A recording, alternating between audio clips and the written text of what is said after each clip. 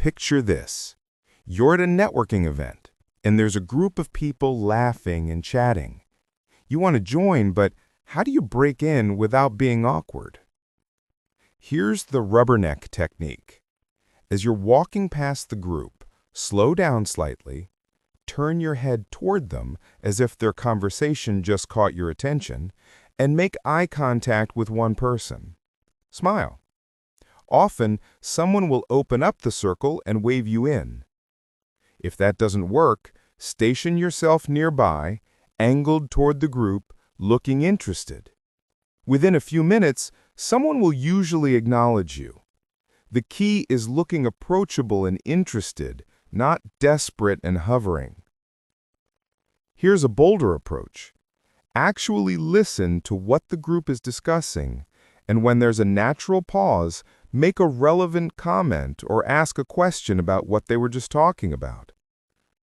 Sorry, I couldn't help overhearing you mention the new marketing strategy. Are you talking about the account-based approach?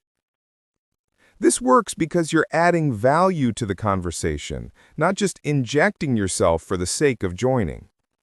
The key is to be genuine and relevant. Don't fake expertise you don't have, and don't interrupt. Wait for a natural opening. In many cultures, especially in business settings, there's an art to exchanging business cards. Don't just hand over your card like you're dealing poker. And definitely don't hand it out to everyone in sight like you're passing out flyers. Lowndes suggests treating business cards with respect. When someone gives you their card, pause. Look at it. Read it. Make a comment about something on it. Oh, you're in Austin. I love that city. This shows you value what they've given you. When offering your own card, present it with both hands if the culture appreciates formality, or with a brief explanation. Here's my card. I'd love to continue this conversation about sustainable architecture. Most people think listening is about staying quiet while the other person talks. That's not listening, that's just waiting for your turn to speak. Real listening involves what Lowndes calls the emotional echo. As someone talks, you reflect back not just their words, but their feelings. If someone says, "I finally finished that project," a mediocre listener says, "That's great." A brilliant listener says, "You must feel so relieved to have that behind you." You're echoing the emotion underneath the words.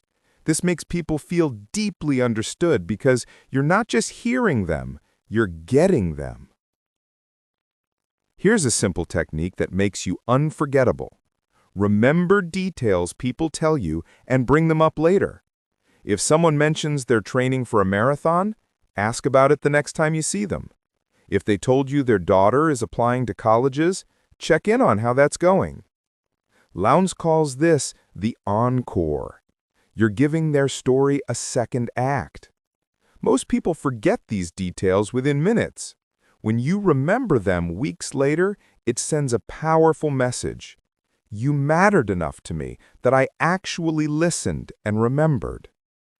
Keep mental notes, or if you're meeting lots of people, jot down key details after conversations. This isn't manipulation, it's showing genuine care. Have you ever talked with someone who constantly redirects the conversation back to themselves? "Oh, you went to Italy? I went there 3 years ago, and let me tell you about my experience." This is exhausting. Great conversationalists keep the spotlight on the other person. They ask follow-up questions. They're curious. They let the other person be the star of the conversation. Think of yourself as a talk show host, not the guest. Your job is to make the other person shine, to draw out their stories, to make them feel fascinating. Ironically, when you do this, people think you're fascinating. Tracking. This is a subtle but powerful technique. When someone is telling you a story, mentally track the emotional through line. Where are they headed? What's the point they're trying to make? What feeling are they trying to convey? Then help them get there. If they're wandering in their story, you can gently guide them. So, what happened when you finally confronted your boss? This isn't about controlling the conversation.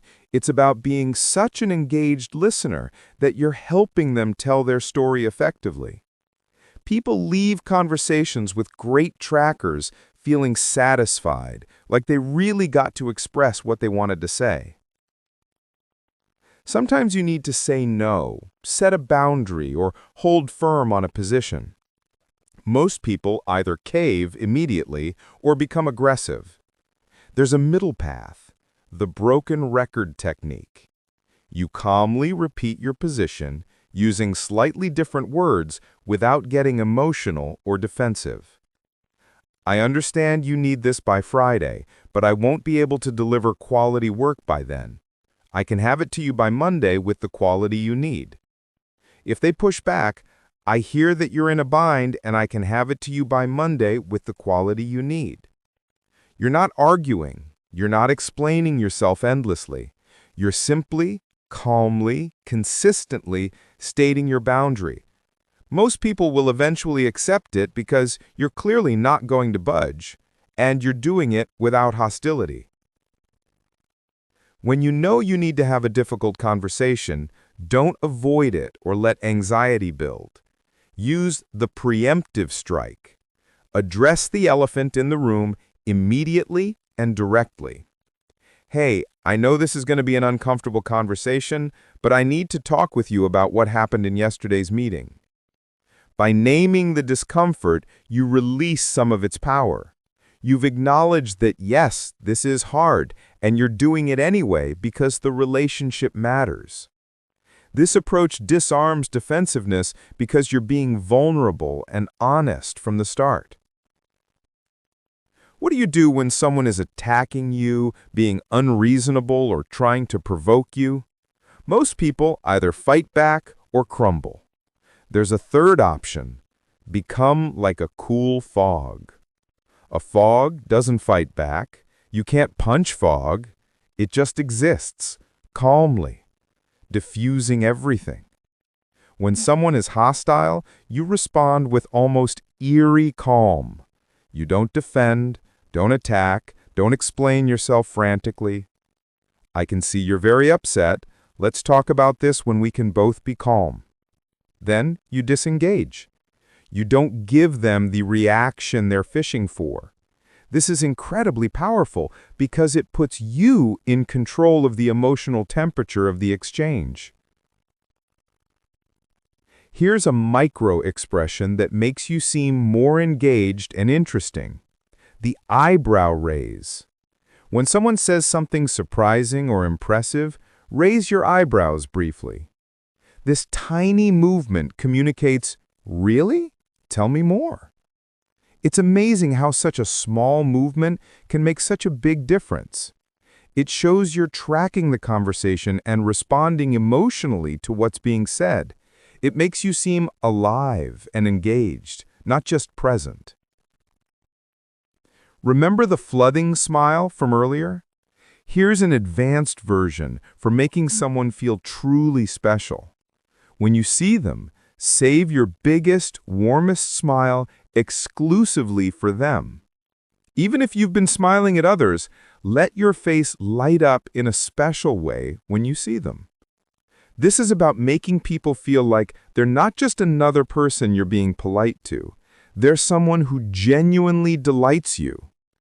And here's the thing, when you practice this, it often becomes real. The physical act of smiling warmly at someone makes you actually feel warmer toward them. Use people's names more than you think you should. Not every sentence, which would be weird, but sprinkle it throughout the conversation. You know, Jennifer, that's exactly the kind of innovative thinking we need. Sounds completely different from, that's exactly the kind of innovative thinking we need. Names are magical. They're the sweetest sound to people's ears. Using someone's name activates pleasure centers in their brain. It makes everything you say feel more personal and meaningful. When you share an idea or piece of information that you learned from someone, credit them. I was talking with Marcus last week, and he shared this brilliant insight about customer retention. This makes Marcus feel valued when he heard you mentioned him, and it makes you seem generous and collaborative rather than someone who takes credit for everything. People remember and appreciate those who shine the spotlight on others. Have you ever walked into a room full of strangers and felt your confidence drain away like water through a sieve? Or watched someone else work the room effortlessly, making everyone laugh and feel special, and wondered, what do they know that I don't? Well, here's the truth. Great communicators aren't born, they're made. And today, we're going to unlock the secrets that separate those who stumble through small talk from those who captivate everyone they meet. Welcome to this summary of How to Talk to Anyone by Leil Lowndes, a book packed with 92 practical techniques for becoming a master communicator. Over the next 70 minutes, we'll explore the most powerful strategies from this communication goldmine. Whether you're networking at a conference, on a first date, or just want to make genuine connections, these techniques will transform how people see you and respond to you. Let's dive in. Here's something most people get wrong about smiling. They do it too quickly. You know that automatic smile you flash when you meet someone? The one that appears instantly, like a reflex? It actually makes you seem less sincere. Lowndes introduces us to a technique called the flooding smile. Instead of smiling immediately, you look at the person's face for a brief moment, let recognition dawn, and then let a big, warm smile flood over your face. This tiny delay, just a second or two, makes your smile seem like it's specifically for that person, not just your default greeting mode. Think about it like this. When you see someone you genuinely love after a long time, you don't instantly smile. There's a beat of recognition first, then joy washes over your face. That's what makes it feel real. Now let's talk about eye contact. Most people break eye contact too quickly when they're talking to someone. It's a subtle signal that you're not fully engaged, or worse, that you're looking for someone more interesting to talk to. The sticky eyes technique is simple but powerful. When you're talking with someone, glue your eyes to theirs, even after they finish speaking. When you must look away, do it slowly and reluctantly, as if your eyes are coated with honey and you can't quite pull yourself away. This doesn't mean staring like a robot. It means maintaining warm, attentive eye contact that says you are the most important person in this room right now. People feel this deeply, even if they can't articulate why they suddenly feel so comfortable with you. Here's an advanced version. When you're in a group conversation, watch the speaker intently even when they're not talking to you directly. Let's say 3 people are chatting, and person A is telling a story. Most people glance around, check their phones, or let their attention drift.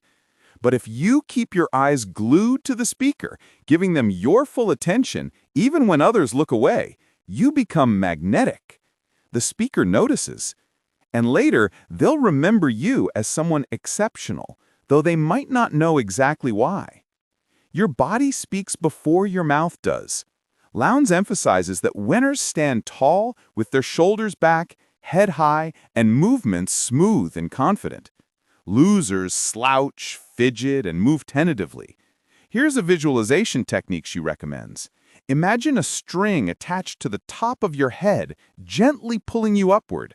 Feel your spine lengthen, your shoulders fall naturally back, your chest open.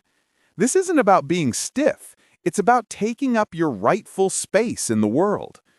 People make judgments about your confidence, competence, and status within seconds of seeing you. Your posture is one of your most powerful communication tools. And the best part? You can adjust it right now. Ever notice how a baby's face lights up when its parent walks into the room? The baby doesn't just glance over. Its entire body swivels around to greet them. That's the energy Lowndes wants you to bring to greetings. When someone approaches you or you're introduced to someone, don't just turn your head. turn your entire body to face them. Stop whatever you're doing. Give them your full physical attention. This big baby pivot communicates that they matter, that they're worth stopping everything for. Compare this to the person who keeps typing while saying hello, or who barely glances up from their phone. Which person would you rather talk to? Let's address the elephant in every networking event. Most people hate small talk. They stand there with their drink, desperately trying to think of something to say, and end up asking the same boring questions everyone else asks. So, what do you do? Or how do you know the host? Lowndes has a solution. Make it a game of it. Before any event, challenge yourself to learn 3 interesting things about 3 different people. Not their job titles, but real things. What they're passionate about, what trip changed their life, what they're working on that excites them. This simple mindset shift transforms small talk from an obligation into a treasure hunt. You're not making small talk, you're discovering fascinating humans. Here's one of the most powerful techniques in the book. Be a whatsoever. When someone tells you what they do or mentions an interest, respond with genuine enthusiasm. Whatsoever do you do all day? Or whatsoever is that like? The magic word is whatsoever. It sounds slightly old-fashioned and sophisticated, and it invites people to really open up. Compare what do you do with whatsoever do you do all day? The second invites storytelling. It says you're genuinely curious about the texture of their daily life, not just collecting data points. You know those people who are always upbeat, regardless of the situation? They think they're being positive, but they often come across as tone-deaf. If someone just told you about a challenge they're facing, and you respond with chipper enthusiasm, you've misread the room. Lowndes teaches the art of matching mood. Before you respond to someone, tune in to their emotional state. Are they excited? Match their energy. Are they concerned? Reflect thoughtfulness. Are they angry? Show you understand the gravity of the situation. This doesn't mean being fake. It means being empathetic. Your mood should be like a dance partner, moving in harmony with theirs. Once you've established this connection, you can gently lead them to a more positive place if appropriate. Want to make someone feel instantly connected to you? Use the word we early in the conversation, even before you're officially collaborating on anything. Instead of you should check out that restaurant, try we should check out that restaurant sometime. Instead of how will you approach that problem, try how will we tackle that. This premature we creates an instant sense of partnership and camaraderie. It suggests that you're already on the same team, seeing the world from a shared perspective. Used naturally, it's incredibly powerful for building rapport quickly. Wait, isn't giving compliments supposed to be good? Yes, but here's the twist. Most compliments are forgettable. Nice dress, great presentation, cool car. These wash over people without making any real impact. Lowndes teaches a technique called grapevine glory. Instead of complimenting someone directly, compliment them to someone else who you know will pass it along. When Sarah hears from Michael that you said, Sarah's presentation completely changed how I think about marketing, it lands 10 times harder than if you'd said it to her face. Why? Because she knows you weren't saying it to make her feel good. You said it because you meant it, when she wasn't even around. That's the mark of a sincere compliment. Here's something that happens naturally when people really click. They start mirroring each other. They match each other's posture, speaking pace, energy level, even breathing rhythm. You can accelerate rapport by consciously doing this. If someone speaks slowly and thoughtfully, match their pace. If they're animated and use lots of hand gestures, bring more energy to your own movements. If they're more reserved, dial yourself down. This isn't about being fake. It's about meeting people in their comfort zone. When you mirror someone skillfully, they feel like you get them on an instinctive level. The conversation flows more easily because you're speaking their language, not just with your words, but with your entire presence. This is subtle, but if you're talking with someone who has an accent or uses particular phrases or vocabulary, you can gently shift your speech patterns slightly in their direction. Not mocking them, not doing a full accent, but naturally adopting some of their rhythm and word choices. This happens organically when we spend time with people from different regions or countries. Lowndes suggests being conscious of it and using it intentionally to build rapport. Again, the key is subtlety and authenticity. Most people are uncomfortable with silence in conversation and rush to fill every pause. But strategic pauses are incredibly powerful. After you've asked a question, pause. Don't rush to elaborate or fill the silence. Give the other person space to think and respond. After someone has shared something meaningful, pause before you respond. Let it land. Show that you're actually considering what they said, not just waiting to speak. Pauses communicate confidence. They show you're comfortable with yourself and don't need to fill every moment with noise. They also give conversations room to breathe and depth to develop. Before any important conversation, sum up what you want to communicate in one clear sentence. This is your nutshell. Then when you're talking, you can expand with details, stories, and examples, but you always know your core message.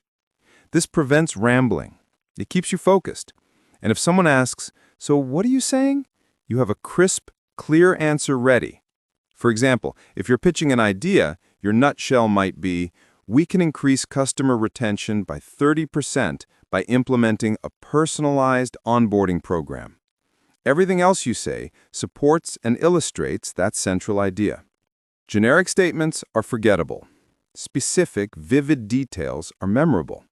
Instead of saying, "Business has been good," say, "We've signed 3 new clients this month, including that tech startup I mentioned last time." Instead of, "I had a nice vacation," say, "I spent a week in a tiny village in Portugal where the locals didn't speak English, and I learned to make authentic pastel de nata from a 75-year-old grandmother who's been baking them for 50 years. Details make your stories come alive. They give people's imaginations something to grab onto. They make you memorable because people remember stories and images, not abstract concepts. This is different from the pauses we talked about earlier. This is a strategic pause right before you deliver your key point.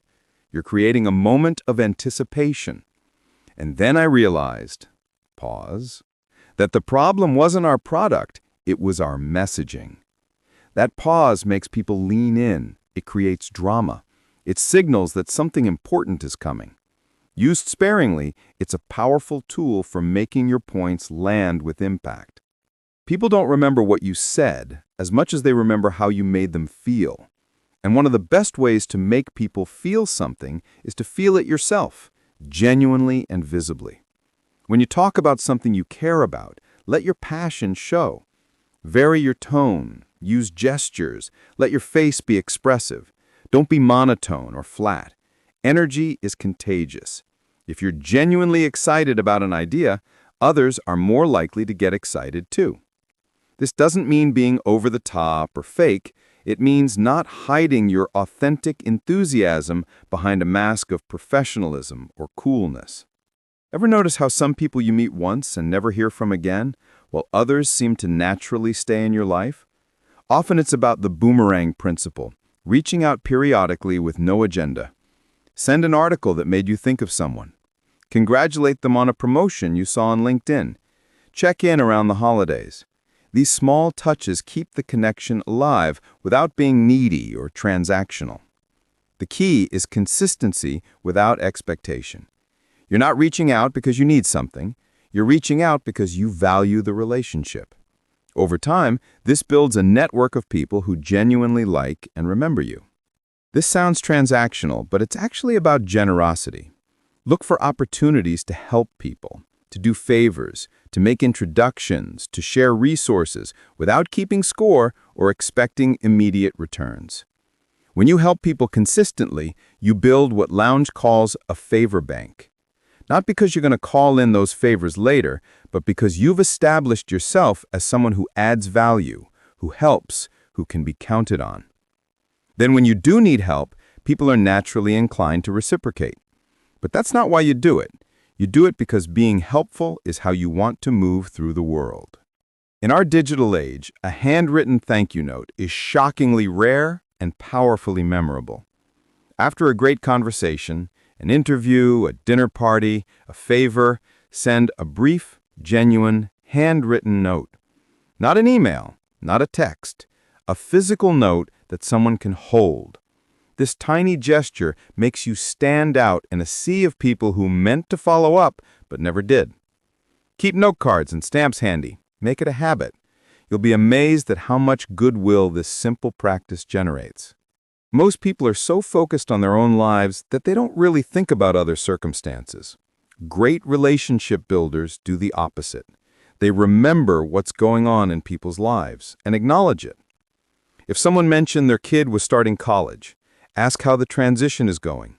If they were worried about a presentation, follow up on how it went. If they were planning a trip, ask about it when they returned. This requires actually paying attention and caring, which is exactly the point. You can't fake this long term. You have to genuinely care about people's lives. When you're on the phone, the other person can't see your face, but they can absolutely hear whether you're smiling. Your voice sounds different when your face is smiling, warmer, more friendly, more energized. So smile when you're on important calls. It sounds simple, but it makes a real difference. Some call center professionals even keep mirrors at their desks to remind themselves to smile while talking. Start phone calls by saying the person's name warmly. "Hi, Jennifer. It's so good to talk with you." End calls the same way. "Thanks so much, Jennifer. I really appreciate your time." Bookending the call with their name makes the entire conversation feel more personal and memorable. Email strips away tone, body language, and facial expressions, which means it's easy to be misunderstood. Lowndes has specific advice for email communication.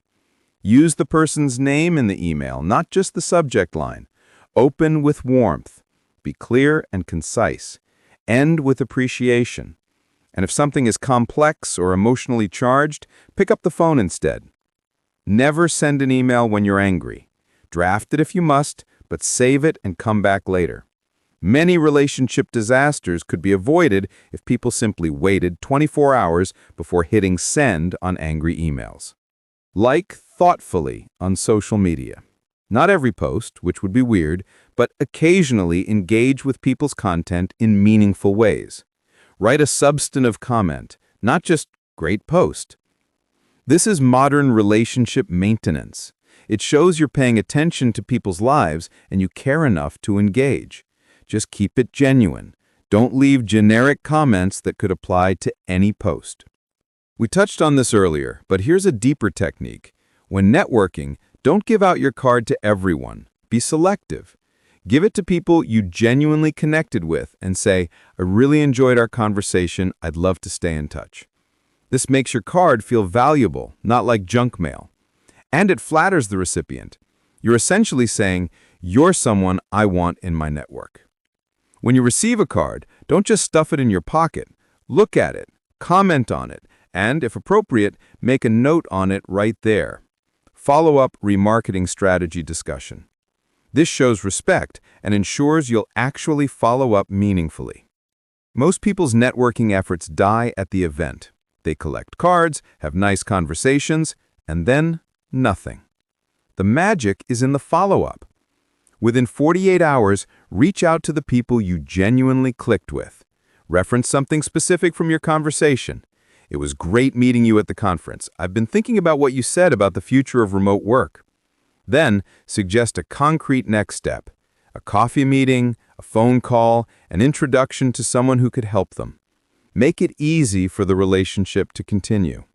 At conferences or networking events, watch for people who look lost or uncomfortable. Approach them warmly. "Is this your first time at this conference? Can I introduce you to some people?" By becoming a connector, by helping others feel comfortable and making introductions, you become memorable and valuable. You're not just collecting contacts, you're building community. And people remember the person who made them feel welcome. When attending a panel or presentation, prepare thoughtful questions in advance. Not questions designed to show off your knowledge, but genuine questions that advance the conversation and show you've been listening closely. When you ask a great question, Early in dating, mirror your date's good qualities back to them by attributing them to both of you. If they're adventurous, talk about our sense of adventure. If they value family, reference our family values. This subliminal matchmaker technique helps the other person see you as part of a team, as compatible, as someone who shares their values. You're not lying, you're highlighting genuine commonalities and creating a sense of us. When you're getting to know someone romantically, Lowndes suggests thinking about what you want on your tombstone. What really matters to you? What kind of life do you want to have lived? Then, in conversations, find out if the other person shares those core values. Not superficial stuff like favorite movies, but deep stuff like how they view family, what gives their life meaning, what they want to contribute to the world. These conversations separate infatuation from real compatibility. One of the most attractive qualities in dating is passion. Not passion for the other person necessarily. That can come across as intense or needy. But passion for life, for your work, for your hobbies, for your beliefs. When you talk about things you care about, your face lights up, your voice becomes animated, your whole being comes alive. That energy is magnetic. It shows you're fully engaged with life, and that's attractive. So don't hide your enthusiasms. Don't play it cool to the point of seeming indifferent about everything. Let people see what lights you up. In dating, there's a dance between being vulnerable enough to create intimacy and being so vulnerable so quickly that you overwhelm the other person. Lowndes suggests the vulnerability balance. Share something personal, then step back and let them share. Don't dump your entire history in the first 3 dates. Peel back layers gradually, like you're unwrapping a gift slowly, letting anticipation build. This creates a rhythm of revelation that draws people in without overwhelming them. People make decisions based on emotion, then justify them with logic. So if you want to persuade someone, focus on how your idea will make them feel, not just the logical benefits. Instead of, "This system will improve efficiency by 15%, try, "Imagine coming into work and knowing that the chaos of the old system is gone. You can finally focus on the creative work you love instead of wrestling with technical problems." You're painting a picture of the emotional benefit. You're helping them feel the change before it happens. Then you can follow up with the logical justification they'll need to explain their decision to others. When someone disagrees with you or challenges your idea, resist the urge to defend or counterattack. Instead, take the higher ground. Acknowledge their concern, show you understand it, then reframe. You're absolutely right that implementation will be challenging. I appreciate you thinking through the practical obstacles. What if we approached it in phases so we could learn as we go and adjust the plan based on real feedback? You've validated them, shown you're thinking seriously about their concern, and offered a path forward. This makes people much more open to your influence because they don't feel like they're in a battle. In conflicts or difficult conversations, most people get stuck in my story versus your story. A powerful reframing technique is to step into the third story, a neutral observer's perspective. Instead of "you never listen to me" versus "I always listen to you," try, "It seems like we both feel unheard in this relationship. What could we do differently so we both feel listened to?" You've moved from blame to problem solving, from adversaries to teammates facing a shared challenge. This shift is incredibly powerful for moving conversations forward. In our globalized world, cultural intelligence is crucial. Different cultures have different norms around eye contact, personal space, directness, time, formality, and dozens of other subtle factors. Lowndes emphasizes doing your homework before interacting with people from different cultural backgrounds. Learn basic do's and don'ts. Understand whether the culture is more individualistic or collectivist, more direct or more subtle, more formal or casual. Then adapt your communication style accordingly. This isn't about losing yourself. It's about respecting others and communicating in ways they can receive. Different cultures have vastly different relationships with apologies. In some cultures, apologizing frequently is seen as polite and shows humility. In others, it's seen as weakness and undermines your authority. Be aware of these differences and adjust accordingly. If you're from a culture that apologizes readily, and you're working with people from a culture that doesn't, your constant apologies might be confusing or off-putting. Vice versa, you might need to apologize more than feels natural to you to be perceived as respectful. Gift-giving customs vary wildly. In some cultures, gifts are expected and elaborate. In others, they can create uncomfortable obligations. Some cultures open gifts immediately. Others save them for later. Some refuse gifts initially out of politeness. Others don't. Research the norms and, when in doubt, err on the side of thoughtfulness and modesty rather than extravagance. A well-chosen, culturally appropriate gift can open doors. An inappropriate one can create awkwardness. The fake it till you make it loop. Here's a secret about confidence. The feeling and the behavior feed each other. When you act confident, standing tall, making eye contact, speaking clearly, you actually start to feel more confident. And when you feel more confident, you naturally act more confident. This isn't about being fake. It's about choosing who you want to be and acting your way into that reality. Many people hold back in social situations because they're waiting until they can execute perfectly. They don't approach that interesting person because they can't think of the perfect opening line. They don't speak up in meetings because their idea isn't fully formed. But perfect is the enemy of good, and good is the enemy of done. Lowndes encourages good enough action. Say something, even if it's not brilliant. Start the conversation, even if your opening isn't smooth. You can course correct as you go. People don't remember your stumbles as much as you think they do. They remember whether you showed up, whether you engaged, whether you were real. Here's the ultimate truth about all these techniques. They only work if they're built on a foundation of authenticity. You can't manipulate your way into genuine relationships. You can't fake caring about people long term. All these techniques, the eye contact, the mirroring, the remembering names, the storytelling, are tools for expressing and amplifying who you really are, not for creating a false persona. The most powerful thing you can bring to any interaction is genuine curiosity about other people, real appreciation for their uniqueness, and authentic presence. Techniques help you express that more effectively, but they can't replace it. Communicating with a difficult boss requires special finesse. Lowndes suggests a technique called boss speak, learning to communicate in the style your boss prefers. Some bosses want bottom-line summaries. Others want all the details. Some want problems and solutions. Others just want solutions. Some want email updates. Others prefer face-to-face check-ins. Figure out your boss's communication style and adapt to it. This isn't about being a pushover. It's about being strategic. When you communicate in ways your boss can easily receive, you get better outcomes.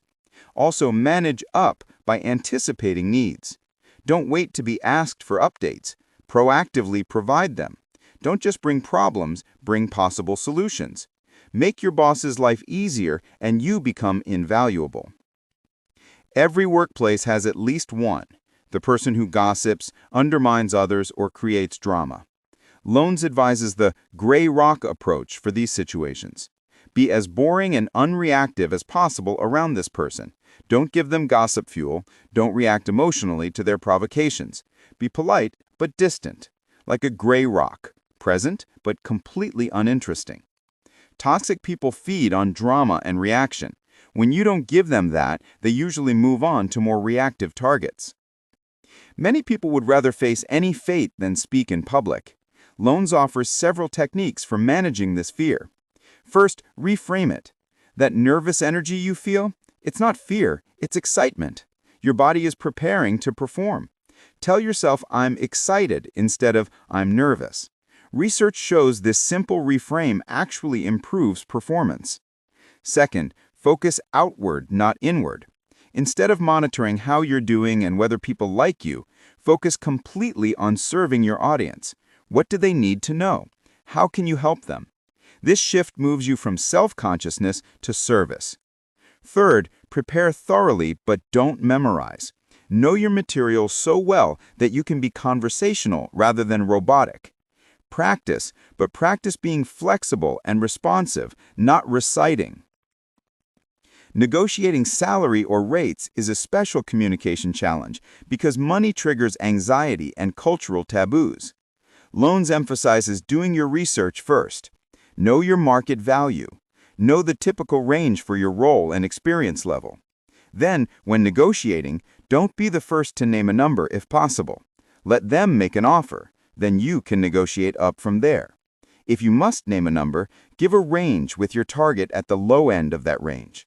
Most importantly, negotiate for the whole package, not just salary. Benefits, flexibility, growth opportunities, title, all these have value.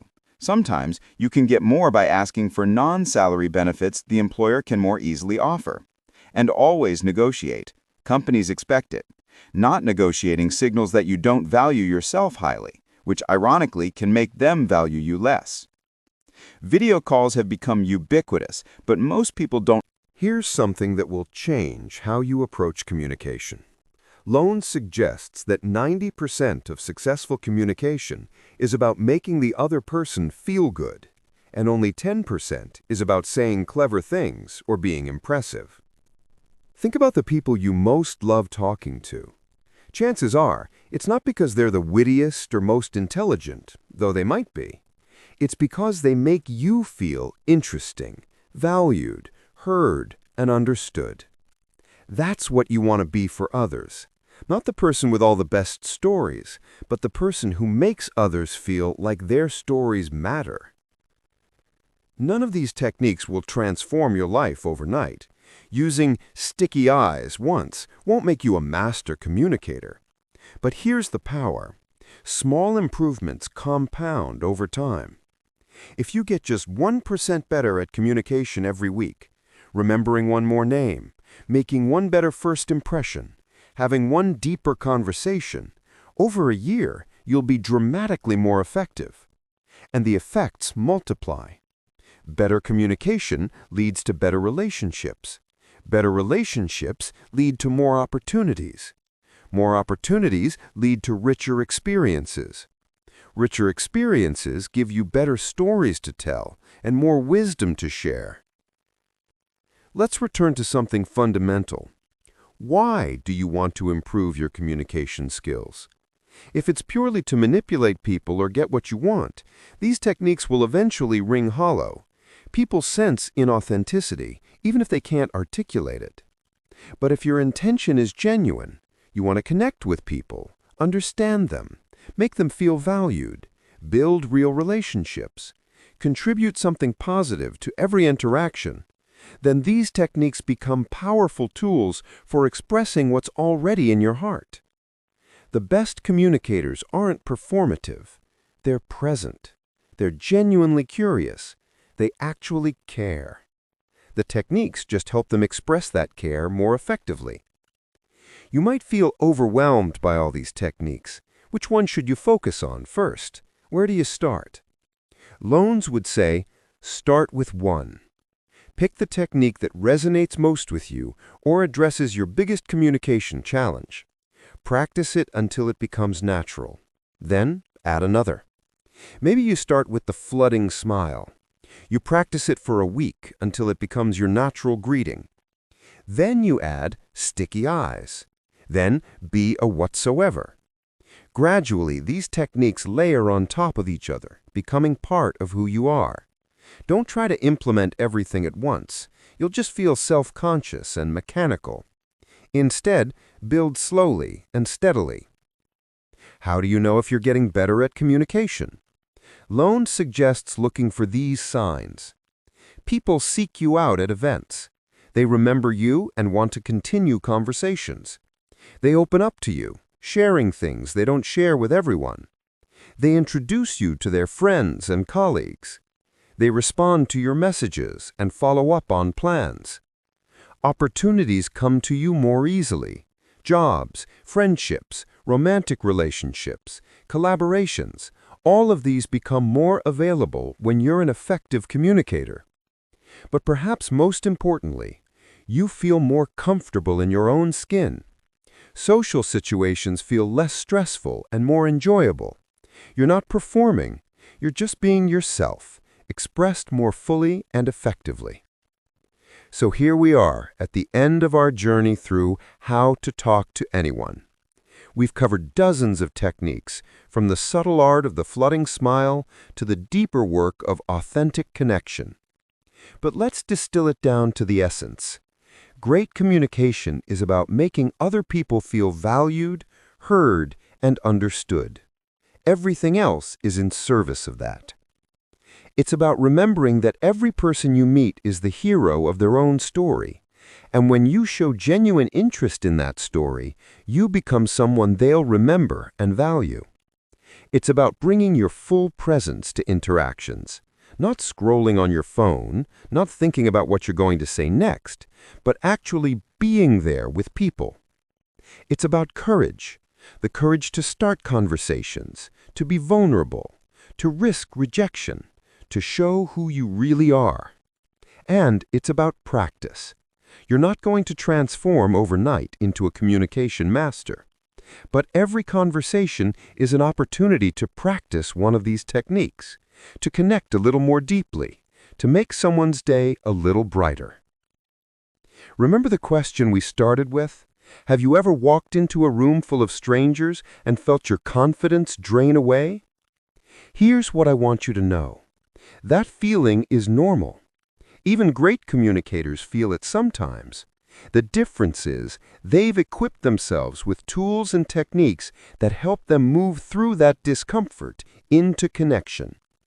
You now have those same tools. You know how to make a powerful first impression. You know how to break into conversations and keep them flowing.